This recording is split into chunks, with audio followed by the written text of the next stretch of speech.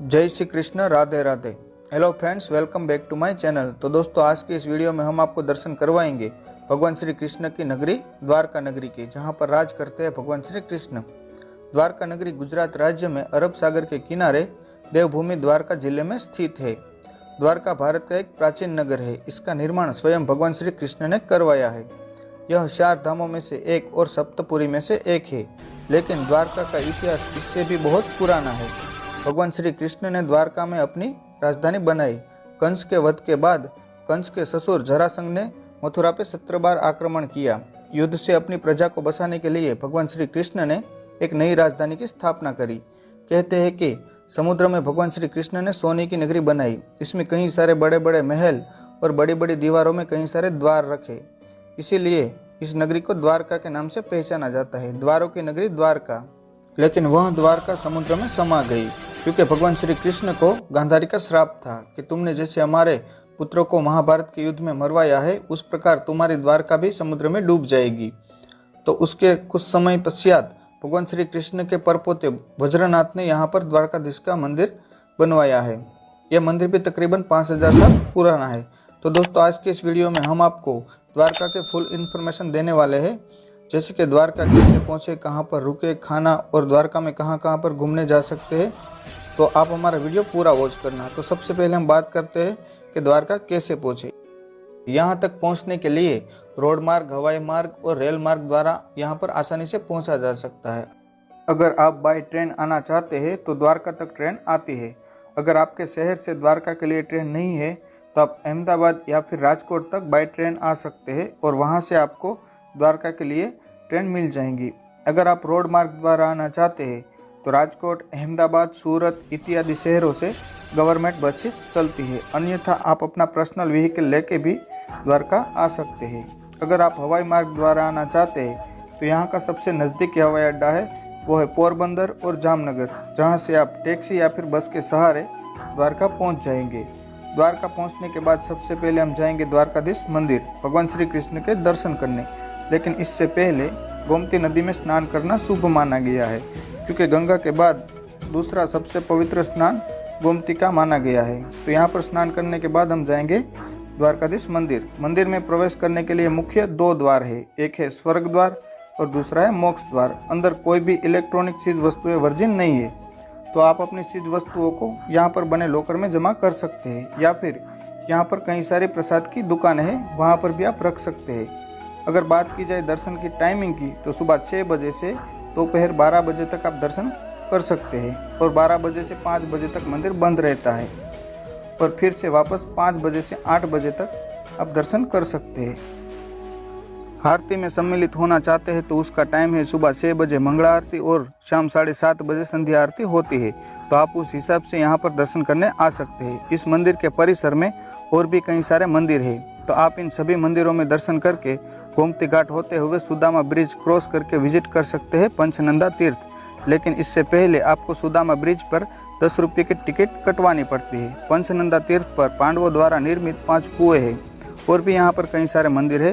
तो आप इन सभी जगहों पर दर्शन करके अपने बजट में द्वारकाधीश मंदिर के आसपास अपने लिए एक खूबसूरत रूम बुक कर सकते हैं। द्वारका में घूमने के लिए पर्याप्त 2 दिन का समय लगता है। तो पहला दिन आपका यहाँ पर ही निकल जाएगा और दूसरे दिन द्वारका के बाकी बसे धार्मिक स्थलों पर दर्शन करने जा सकते हैं। और शाम 5 बजे के बाद आप जा सकते हैं भटकेश्वर महादेव। वहाँ पर सनसेट का नज़ारा बहुत ही अद्भुत होता है।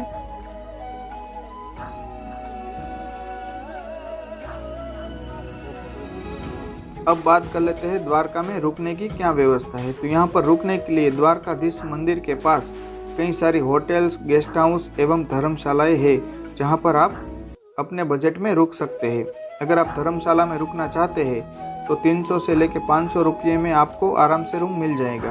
अगर आप गेस्ट हाउस में रुकना चाहते हैं तो 500 से लेकर 700 रुपये में आपको रूम मिल जाएंगे। अगर आप होटल में रुकना चाहते हैं तो 700 से लेकर 1000 में यहाँ पर आराम से रूम मिल जाता है। यहाँ पर खाने के 2 ऑप्शन है। सबसे पहले तो आप मंदिर के पास ट्रस्ट द्वारा 20 रुपये में भरपेट खाना खा सकते हैं, अन्यथा आप बाहर होटल या फिर रेस्टोरेंट में खाना खा सकते हैं। द्वारका में घूमने के लिए पर्याप्त 2 दिन का समय लगता है। पहले दिन आप द्वारकाधीश मंदिर और मंदिर के आसपास के धार्मिक स्थल और भी कई सारे घूमने लायक स्थल है, वहाँ पर विजिट कर सकते हैं। अगले दिन सुबह अर्ली मॉर्निंग सबसे पहले आप द्वारका के सभी जगह दर्शन के लिए बस या फिर ऑटो के सहारे घूम सकते हैं, लेकिन मेरा सजेशन है कि आप ऑटो के सहारे ही सभी जगह पे विजिट कीजिए, क्योंकि अगर आप बस के सहारे सभी जगह घूमने जाओगे तो आपको दर्शन के लिए ज़्यादा टाइम नहीं मिलता है। तो आप ऑटो के सहारे ही द्वारका दर्शन कीजिए। ऑटो वाले आपके पास से तकरीबन 700 से 800 रुपये लेंगे, लेकिन इसमें आप थोड़ा बहुत बार्गेनिंग भी कर सकते हैं। तो सबसे पहले हम जाएंगे रुक्मणी मंदिर। ये मंदिर द्वारकाधीश मंदिर से तकरीबन 3 किलोमीटर की दूरी पर स्थित है। यह मंदिर इतना दूर है क्योंकि दुर्वासा ऋषि ने भगवान श्री कृष्ण और रुक्मणी जी को श्राप दिया था कि तुम दोनों 11 साल के लिए एक दूसरे से अलग रहोगे, इसीलिए रुक्मणी जी का मंदिर इतना दूर है। जब यह श्राप खत्म हुआ तो भगवान श्री कृष्ण रुक्मणी जी को द्वारका में वापस ले आए थे। रुक्मणी मंदिर पे आपको पानी का दान देना शुभ माना जाता है, तो जब भी आप रुक्मणी मंदिर दर्शन के लिए जाओ तो यहाँ पर पानी का दान जरूर कीजिएगा। रुक्मणी मंदिर से थोड़ी ही दूरी पर स्थित है नागेश्वर महादेव का मंदिर। यह मंदिर 12 ज्योतिर्लिंगों में से एक है, जो द्वारकाधीश मंदिर से तकरीबन 17 किलोमीटर की दूरी पर स्थित है। नागेश्वर मंदिर में आप जल अभिषेक भी कर सकते हैं, तो जब भी आप यहाँ पर दर्शन के लिए जाओ तो यहाँ पर जल अभिषेक करना ना भूलें। नागेश्वर मंदिर के नज़दीक में ही स्थित है गोपी तालाब। ये वही तालाब है जिसमें भगवान श्री कृष्ण और गोपियों ने आखिरी रासलीला रचाई थी। उसके बाद गोपियों ने इसी तालाब में अपना देह त्याग कर दिया था, इसीलिए इस तालाब से आज भी चंदन निकलता है, जिसे हम गोपी चंदन के नाम से पहचानते हैं। ये चंदन यहाँ के बाज़ारों में आपको दिख जाएगा, जो आप खरीदी भी कर सकते हैं। ये बहुत ही पवित्र तालाब है, तो आप यहाँ पर भी थोड़ी देर के लिए रुक सकते हैं। गोपी तालाब पर कुछ समय व्यतीत करने के बाद अब हम जाएंगे बेट द्वारका, जिसे बेट द्वारका नाम से भी पहचाना जाता है। बेट द्वारका इसीलिए क्योंकि यहाँ पर भगवान श्री कृष्ण और सुदामा पहली बार मिले थे, यानी कि यहाँ पर बैठे थे, इसीलिए इस जगह को बेट द्वारका के नाम से भी पहचाना जाता है। यहाँ पर भगवान श्री कृष्ण रहा करते थे अपने पटरानियों के साथ और राज करते थे द्वारका में। तो अगर बेट द्वारका पहुँचना चाहते हैं तो आपको फेरी बेट का सहारा लेना होगा, क्योंकि बेट द्वारका समुद्र के अंदर तकरीबन 5 किलोमीटर अंदर है। तो आप यहाँ पर फेरी बोट द्वारा ही पहुँच सकते हैं। फेरी बेट की टिकट प्राइस है वो है 20 रुपये पर पर्सन आने के और 20 रुपये जाने के, तो 40 रुपये में आप बेट द्वारका पहुंच जाएंगे। बेट द्वारका में आपको भगवान श्री कृष्ण मंदिर और उनके पटरानियों के मंदिर के दर्शन करने को मिल जाएंगे।